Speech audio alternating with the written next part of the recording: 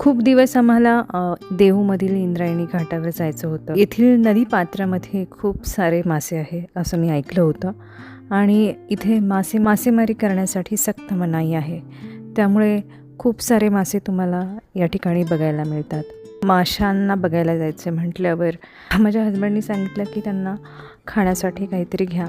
तर आम्ही घरून गव्हाचं पीठ घेऊन गेलो होतो आणि मग तिथे जाऊन त्याच पाण्याने ते मळलं आणि त्याचे ते छोटे छोटे गोळे करून आम्ही त्या माशांना खायला घातले.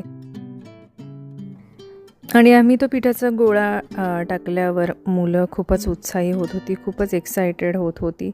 आणि कसं ना, खूप सारे मासे असल्यामुळे या ठिकाणी विविध प्रकारचे पक्षीही येत होते.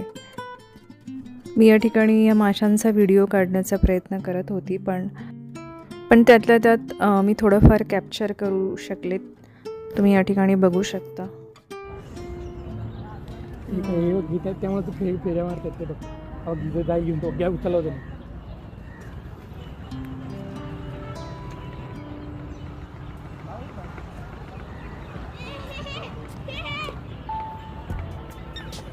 काय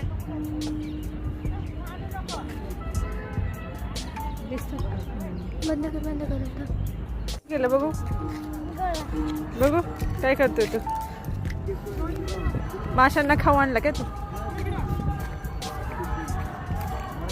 हे थांब.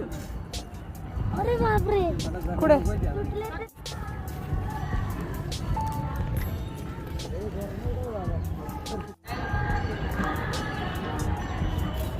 लय येतं ते टाक बिंदास.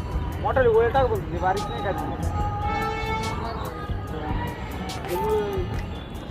लोकांना धरून देत नाहीत ना मासे, त्याच्यामुळे इथं चांगले मासे आहेत ना. तर ते नाही देवस्थान इथं बरं. तुम्हाला चिकन पण नाही मिळणार का म्हणून बसून तिथपर्यंत? काय नाही मिळणार? चिकन वगैरे काहीच भेटणार नाही बरं तुम्हाला इथपर्यंत. हां, नॉनव्हेज नाही भेटणार. काहीच नाही. पूर्ण या गावामध्ये पण कुठंच नाही भेटणार. दारू नाही, काय काहीच नाही भेटणार. जपलंय म्हणजे गावाने ते.